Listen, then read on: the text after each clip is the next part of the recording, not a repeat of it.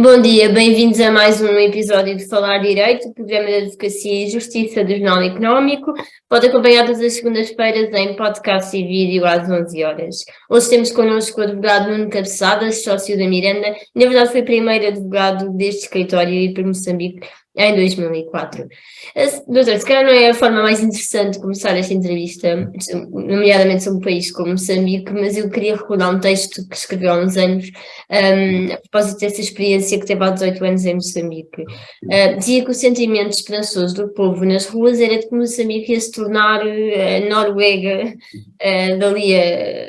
ao mês que vem, na verdade. E dizia uma coisa que era, não só não aconteceu no mês que vem, como provavelmente não iria acontecer dali a 10 anos ou nunca iria acontecer. O que lhe pergunto é se ainda existe essa esperança, pelo menos no povo moçambicano, que aconteceu, todos nós já sabemos. Bom dia, Mariana. Olha, deixe-me começar por agradecer ao Jornal Económico e particularmente a si pelo convite para participar no programa. É de facto um gosto grande poder debater algumas ideias sobre Moçambique, que é um país ao qual sou ligado de forma muito forte, quer no plano profissional, mas também de um ponto de vista familiar e pessoal. Indo diretamente à sua pergunta,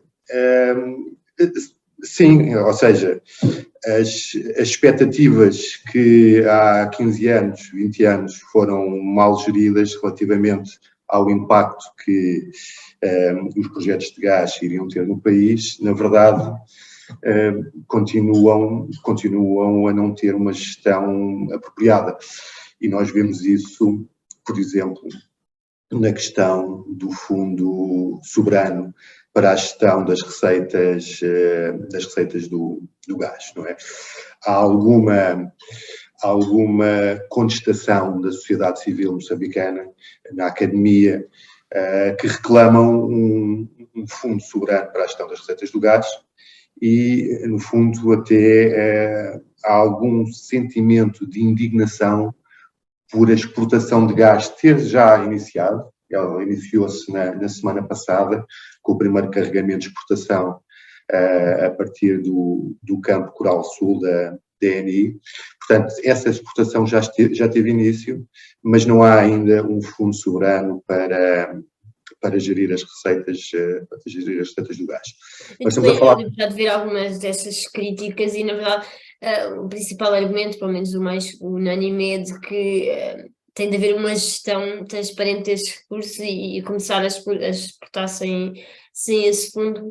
Esta é a principal crítica. E também, eu diria, alguma perda de ambição nos objetivos do fundo.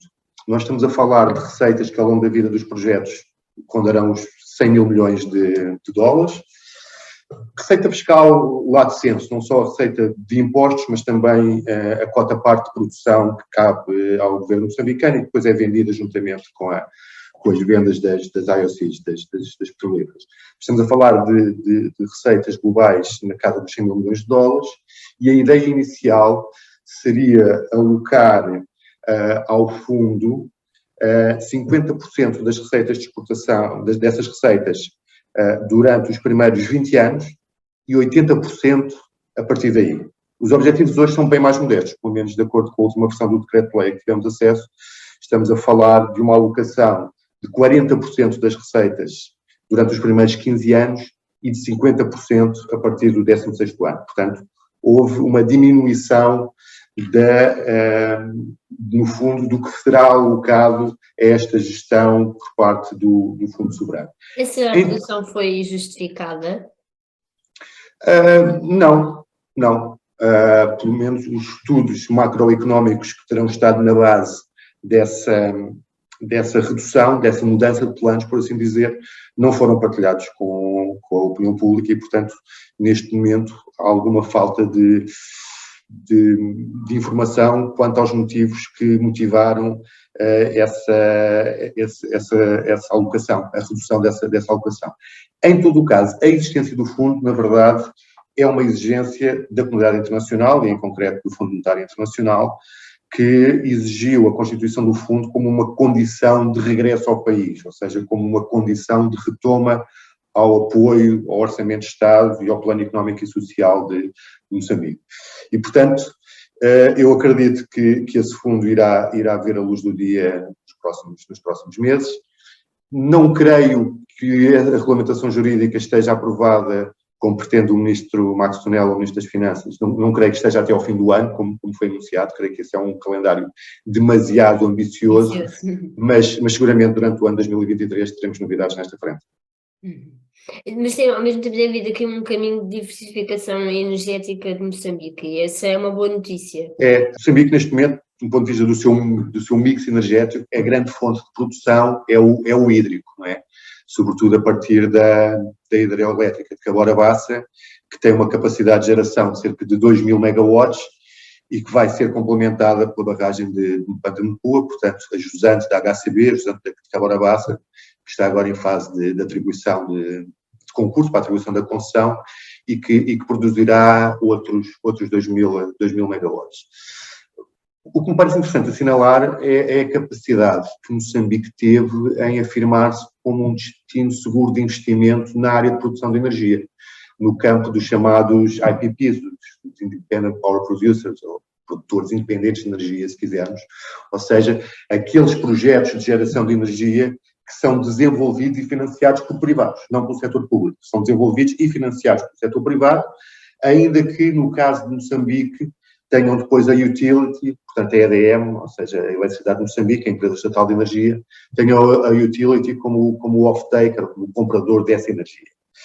A verdade é que ao longo dos últimos anos foi possível estruturar, foi possível financiar este tipo de projetos, por exemplo, em centrais a gás de ciclo combinado, utilizando gás que já é produzido em Moçambique, não o gás do Rovuma, mas o gás dos campos de Pande e Temane, campos onshore, pequenos campos na província de Inhambane, e que estão em produção já há vários anos.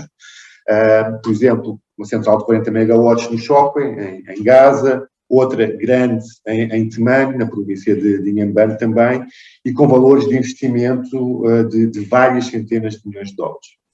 Mas também na renovável, e sobretudo no solar, que é uma área onde Moçambique tem grande potencialidade e que foi possível já atingir fecho financeiro de vários projetos solares de média dimensão, entre os 40 e 50 megawatts, por exemplo, em Mucuba, na província da Zambésia, mas também em Metor, em Cabo Delgado, e mais recentemente, no final do ano passado, em Coamba, na província do Niassa. Portanto, esta diversificação energética que Moçambique foi capaz de desenvolver ao longo dos últimos anos, colocando também como um exportador de energia para a região, as condições, quer do ponto de vista da capacidade hídrica, quer do ponto de vista da capacidade solar, quer do ponto de vista dos recursos de gás, tornam Moçambique como o país com maior potencial de geração em toda a região da África Austral e, portanto, com valências de exportação para a Zâmbia, para o Botsuana, para o Zimbábue,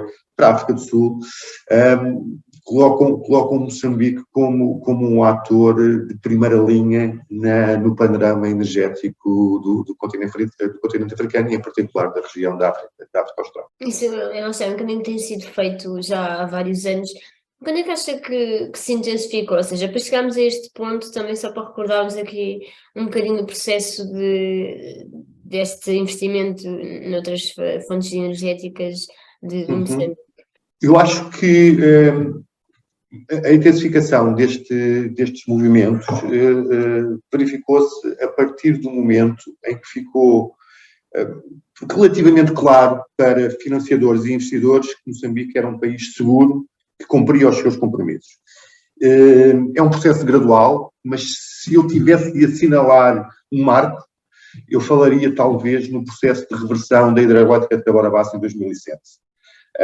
A hidrelétrica de Cabora Bassa, que é a maior unidade de geração de energia de Moçambique, os tais 2.000 megawatts que falámos há pouco, manteve-se curiosamente, por razões políticas bastante importantes, manteve-se sob domínio e propriedade do Estado português após a independência de Moçambique, em 75, e apenas reverteu para o Estado moçambicano no ano de 2007. Essa operação de reversão exigiu uma engenharia financeira com vendas antecipadas de produção, financiamentos através de veículos, enfim, uma estruturação financeira de alguma complexidade e sofisticação, na qual estiveram envolvidos alguns dos maiores bancos internacionais, que foi implementada com sucesso e que, na verdade, foi depois reembolsada também com sucesso. Ou seja, Moçambique, o Estado moçambicano cumpriu integralmente e até antes do prazo todas as suas obrigações de reembolso do financiamento que contraiu para adquirir a barragem de Cabra Bassa de volta para a sua esfera.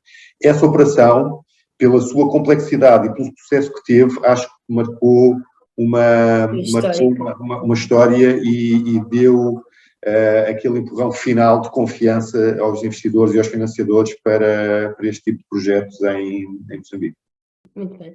É tempo agora para um curto intervalo. Retomamos já de seguida a emissão sobre o desenvolvimento da economia moçambicana.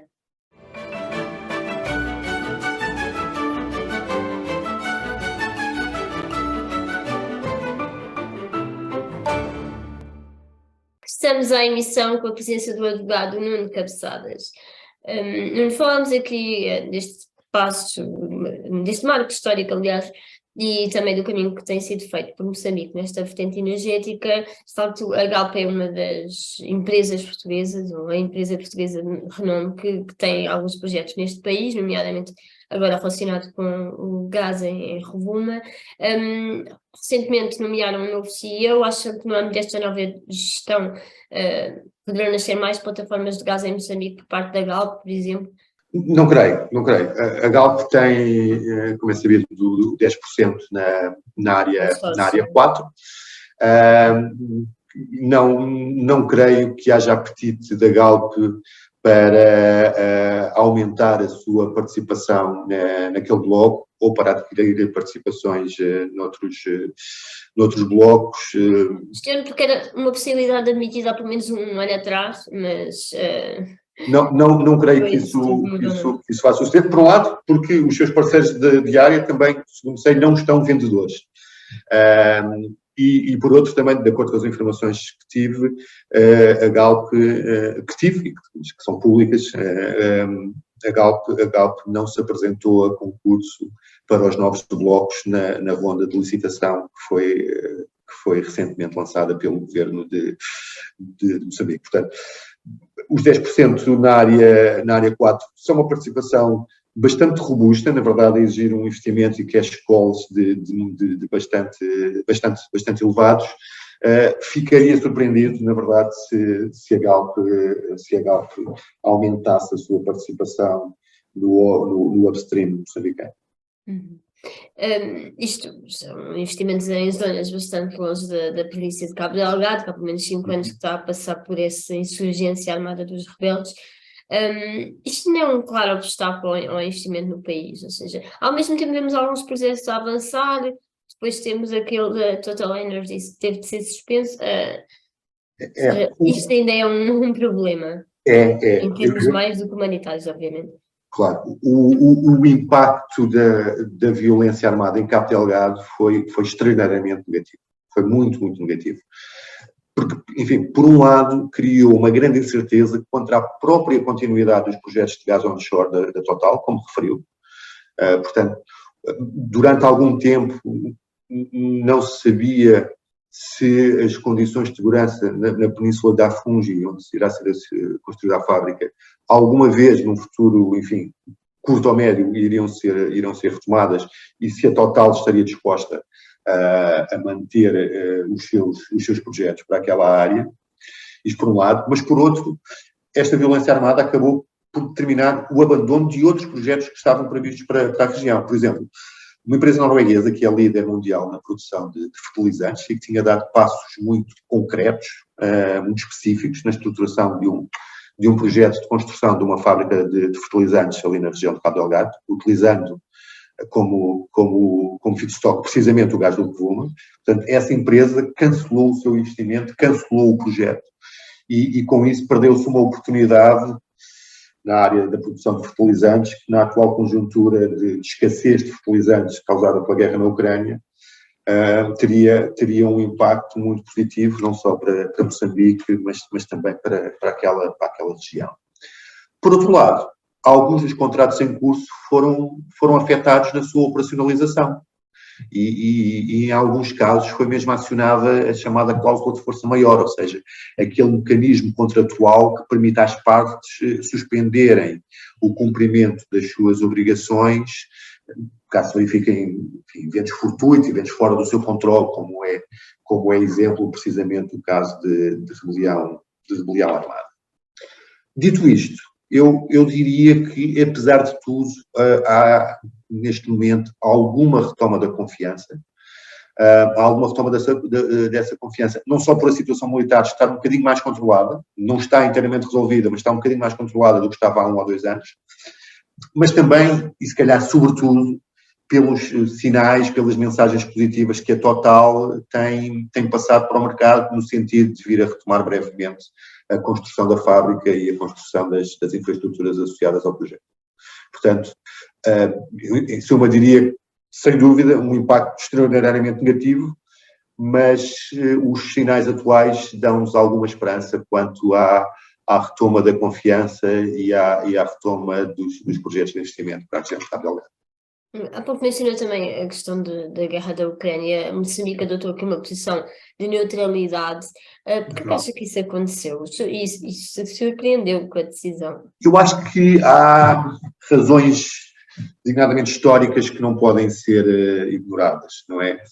A então União Soviética foi um dos principais fornecedores de armamento e de apoio logístico e de formação aos movimentos de libertação moçambicanos, realmente à Frelimo, durante o período da guerra colonial, mantendo depois essa cooperação no pós-independência durante muitos anos, sobretudo na parte militar. E, portanto, apesar de paulatinamente, sobretudo a partir da segunda parte do mandato do presidente Joaquim Chissano, essa ligação, esse cariz, digamos, marxista do país ter vindo a ser abandonado, há ainda uma relação forte com a Rússia, que não permite a Moçambique tomar uma posição mais assertiva quanto à condenação da Rússia no plano internacional. O argumento apresentado, mas até bem mais recentemente, foi que esta imparcialidade era necessária para fomentar o diálogo entre as partes, ou seja, que Moçambique podia ter aqui um papel de coesão entre os dois, porque o país não é a favor da guerra, obviamente, mas envolvidos este mês, acha que esta abstenção foi benéfica? Acho que acaba por ser neutra, para ser honesto. Poderíamos ter visto algum sinal de esfriamento das relações com a União Europeia ou mesmo com os Estados Unidos em consequência dessa posição, como disse, menos assertiva de Moçambique na condenação da intervenção russa, mas não é o que se tem verificado. Pelo contrário, Portugal, designadamente, reforçou recentemente a sua cooperação estratégica com Moçambique, e as agências governamentais moçambicanas reafirmaram também o seu apoio aos projetos de investimento que, designadamente, a Exxon, parceira da ENI na área 4, estão a desenvolver no país. Portanto, não creio que haja uma consequência direta no plano internacional ao nível de algum tipo de retaliação pela posição assumida por... Vamos acompanhar esses temas já de seguida, com uma pausa de breves segundos. Continuo desse lado.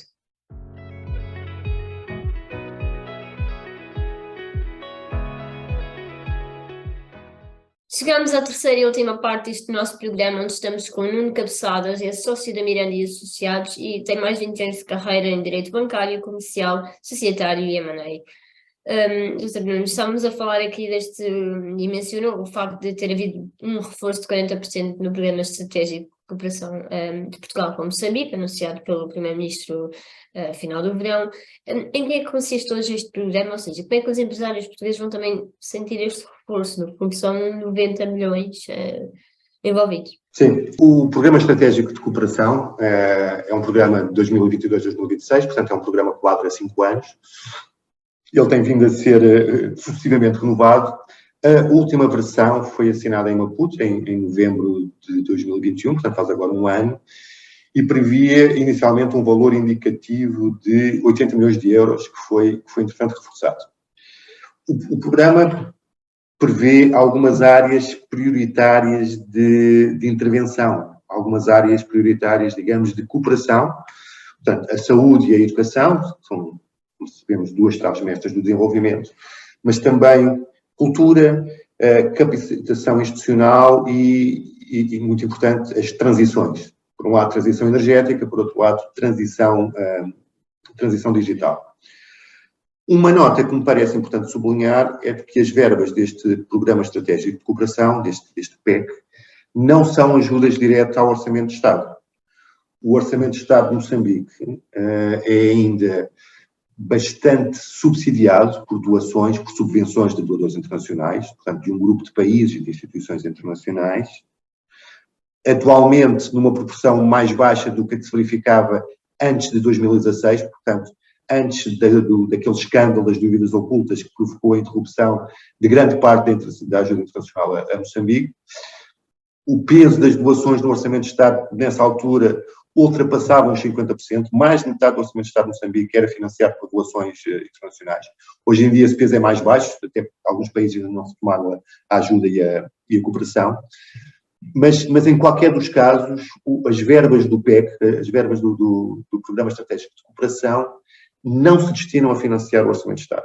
Destinam-se a promover e a mobilizar parcerias, a promover a intervenção do setor privado na persecução destes objetivos de desenvolvimento e há alguns exemplos concretos já em curso.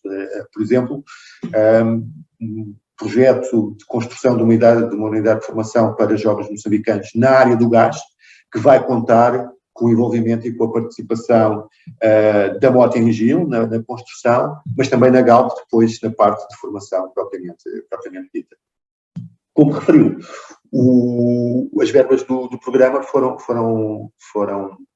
reforçadas recentemente, agora em setembro, quando a visita do Primeiro-Ministro António Costa a Maputo, por ocasião da Cimeira Alusão Moçambicana, e foi anunciado um reforço de verba de, se não estou em erro, 40% para o Programa Estratégico de Cooperação.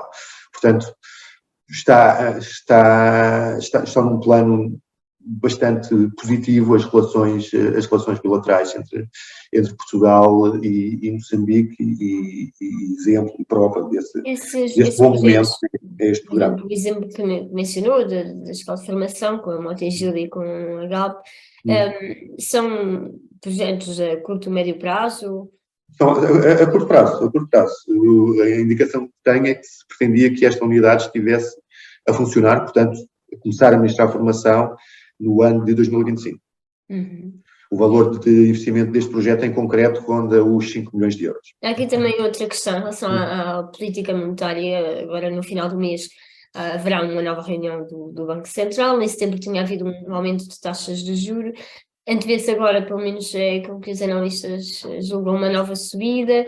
É também o que espera que aconteça, tendo em conta aquilo que tem visto? Sim, apesar deste fenómeno inflacionista, desta crise de inflação em concreto, não parecer responder de forma tão direta e imediata à medida clássica de subida das taxas de juros, até porque os drivers dessa inflação são em grande medida indiferentes à taxa de juros.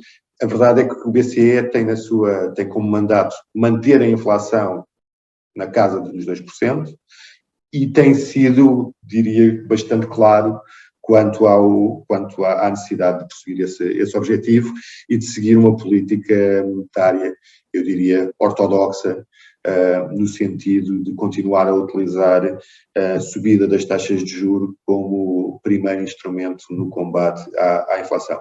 A verdade é que, olhando para outras geografias aqui bem perto de nós, que tentaram abordagens, digamos, um bocadinho mais exóticas para combater o fenómeno, como é o caso da Turquia, em que o presidente Erdogan, ao arrepio 200 ou 300 anos de ciência económica, entendeu que a solução para a inflação era baixar as taxas de juros, e temos inflações na Turquia neste momento na casa dos 80%. Portanto, há falta de outros instrumentos no imediato. Eu creio que o BCE, na sua próxima reunião, irá anunciar uma nova subida das taxas de juros, talvez de 50 pontos base para os 2,5%. Eu não queria terminar esta entrevista sem que falássemos em concreto deste mercado, que é o da advocacia. A sua sociedade, através da Miranda Alliance, tem assim um acordo já bem longínquo com uma escritório local em Moçambique, que é o Pimenta e Associados. A parceria é longa, pergunto-lhe como é que tem evoluído, este tipo de sinergias continua a fazer nexo, não é? Ter nexo, digo. Todo o nexo, não há, creio que para o tipo de advocacia que nós pretendemos fazer, uma presença no terreno é essencial, e o trabalho em estreita coordenação com os nossos colegas moçambicanos é muitíssimo importante.